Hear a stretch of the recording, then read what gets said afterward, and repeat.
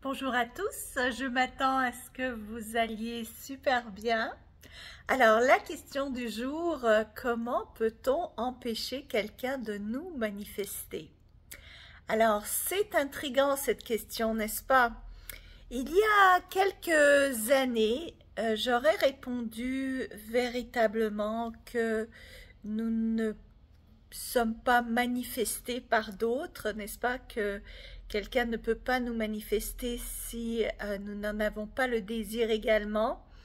Mais récemment, j'ai regardé, je regarde beaucoup de vidéos sur des gens qui réussissent, n'est-ce pas? J'aime ça regarder des entrevues avec des gens qui réussissent dans le sport ou en affaires ou choses comme ça. Et j'ai regardé une entrevue avec un boxeur de niveau mondial qui a décrit un championnat de boxe dans lequel il sort vainqueur.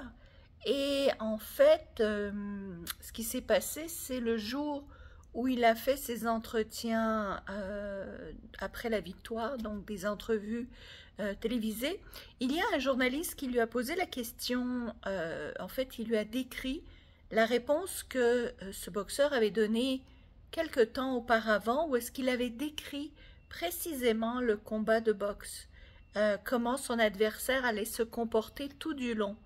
Et donc ça m'a beaucoup intriguée parce que je me suis dit, tiens, donc il a été capable littéralement d'avoir une espèce d'influence, n'est-ce pas, sur son adversaire et sur comment son adversaire s'est comporté.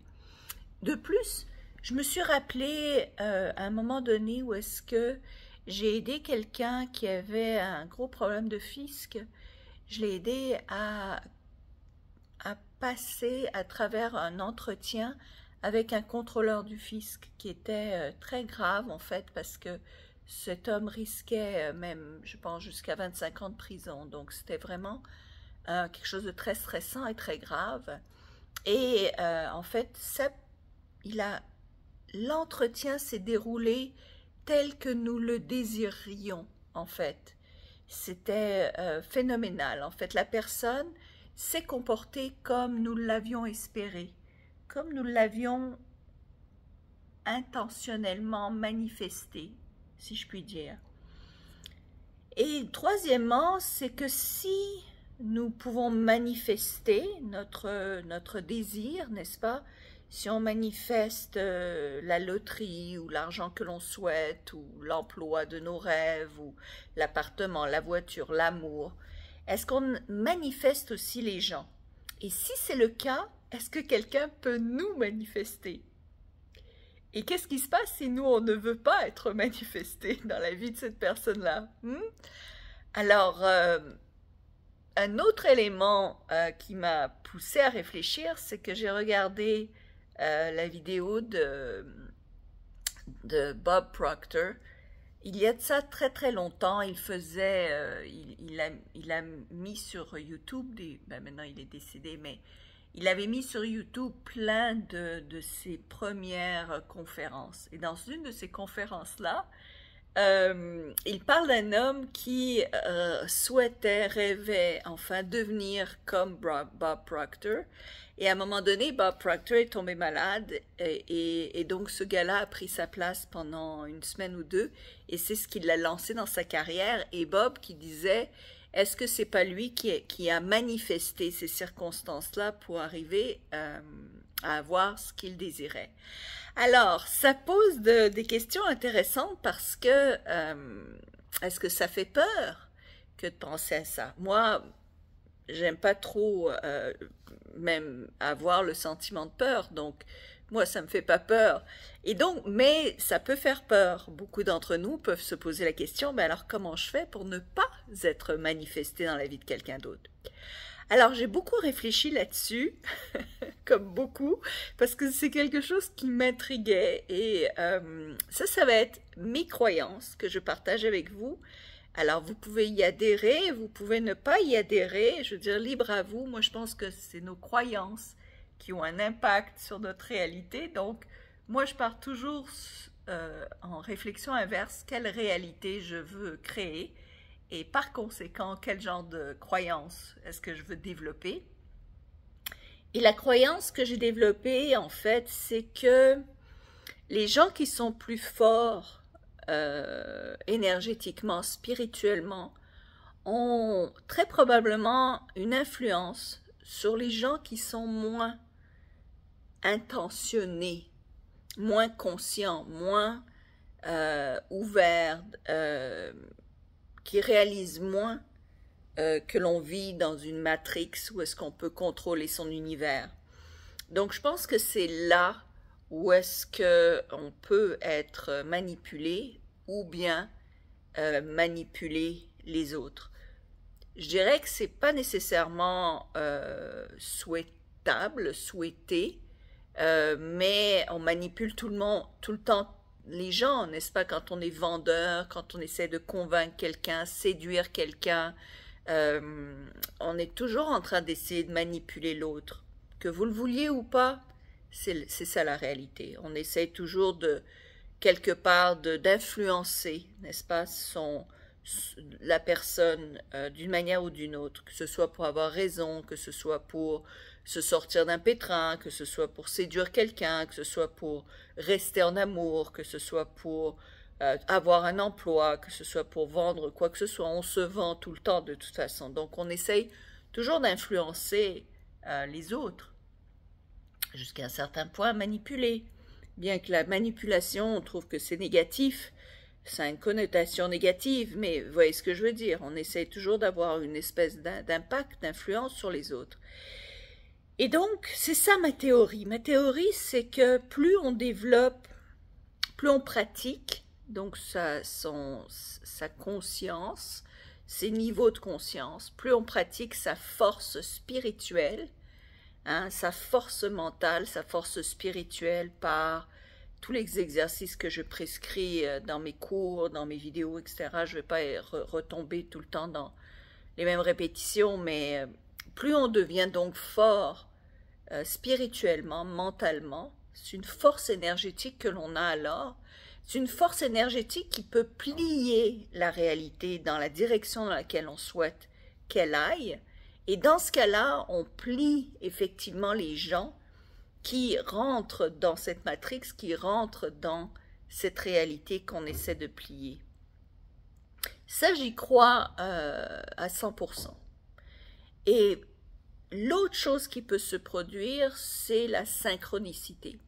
C'est-à-dire que on a une certaine intention, on a une certaine volonté, on a quelque chose que l'on veut obtenir, et l'autre personne, exactement au même moment, a une intention, une volonté, un désir de réaliser quelque chose qui en fait coïncide ou complémente l'un l'autre. Et à ce moment-là, la relation se fait automatiquement, le contact est direct et instantané. Donc quand deux personnes sont sur la même longueur d'onde, c'est immédiat, c'est automatique. Ça m'arrive, ça nous est arrivé à tous. Moi, ça m'est arrivé une fois où est-ce que c'était vraiment hallucinant, où est-ce que je voulais voir Deepak Chopra. Je ne sais pas si vous connaissez Deepak Chopra, mais en tout cas, moi, j'étais une grande fan à l'époque. Ça fait quand même, c'était en 2008, donc ça fait quand même longtemps. Et je voulais absolument le voir. Et 2008, ça va faire un bail, il y a déjà, waouh, presque, c'est 8 ans, 6 ans, 2008, nous sommes en 2024, ma foi.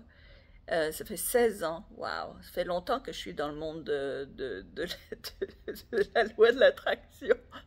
Et je viens d'avoir une réalisation ici. Alors, donc en 2008, je voulais absolument le rencontrer, Deepak Chopra. Mais ce que je me disais, c'est moi j'étais dans un patelin perdu au Nouveau-Brunswick. J'étais à Saint John au Nouveau-Brunswick, donc je me suis dit, bon, Deepak ne viendra jamais au Canada si rapidement et surtout pas au Nouveau-Brunswick.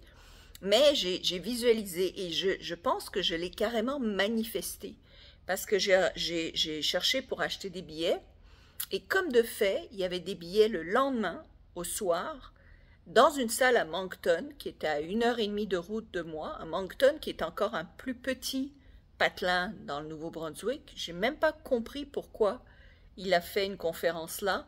Donc j'ai vraiment l'impression que j'ai manifesté Deepak Chopra à Moncton, au Nouveau-Brunswick, à ce moment-là, le lendemain du moment où j'ai décidé d'avoir des billets.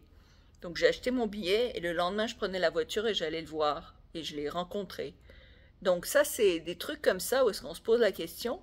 Mais j'en ai tellement des exemples. Une fois, je voulais avoir un mentor pour m'aider au niveau de l'écriture de mon premier livre et j'étais aussi dans le monde de l'immobilier, donc je voulais quelqu'un qui connaissait un petit peu dans le monde de l'immobilier et je prends un livre au hasard, je le lis, il me plaît et à la fin il y avait l'information de l'auteur qui était dans les investissements immobiliers et aussi auteur et donc il y avait son email et je lui ai écrit. Et il s'avère que lui recherchait quelqu'un qui était parfaitement bilingue. Et donc, quand je lui ai écrit, il m'a immédiatement répondu dans une fraction de seconde, quoi. Et donc, la relation s'est faite immédiatement parce qu'on cherchait tous deux quelque chose qui était complémentaire à l'autre. Voyez-vous? Donc, peut-on influencer énergétiquement les gens? Moi, je pense que oui. Et comment s'empêcher d'être énergétiquement influencé si on ne le souhaite pas? Premièrement, il faut toujours écouter son intuition. Donc, si on se sent capté dans une relation ou dans quelque chose et qu'on sent que c'est pas pour nous, c'est de s'en sortir, n'est-ce pas? C'est automatiquement de s'en sortir. Donc, ça, c'est la première chose, c'est d'écouter son intuition. Et je pense que l'autre chose, c'est vraiment de devenir costaud au niveau spirituel. Où là, on aura moins de chances de se faire influencer énergétiquement par les gens qui veulent nous manipuler, nous faire embarquer dans leur vie. Hein, à un moment donné, j'ai lu, quelqu'un avait écrit un commentaire genre qui voulait sortir avec moi ou je sais pas quoi. Et donc, ça ne m'affectera jamais cette visualisation de sa part. Et donc, quand vous visualisez, effectivement, ne visualisez pas nécessairement des gens spécifiques si vous voulez une relation amoureuse. Ça ne veut pas dire que cette personne-là vous veut. Hein, vous ne pouvez peut-être pas forcer énergétiquement les gens à vous vouloir, à vous désirer. Et peut-être que ça vous empêcherait d'avoir quelqu'un qui est encore mieux pour vous, qui coïncide exactement à qui vous êtes. Donc voilà, ça c'est mon point de vue sur comment empêcher les gens de nous manifester. Alors évidemment, c'est ouvert à discussion, donc vous pouvez mettre des commentaires ci-dessous, liker la vidéo évidemment, ça me fait plaisir de voir qu'il y a des likes, hein, que je ne fais pas ça pour rien. Et puis abonnez-vous à ma chaîne si ça vous dit d'en savoir plus et de continuer ce cheminement avec moi tout du long. Allez, à bientôt. Ciao, ciao.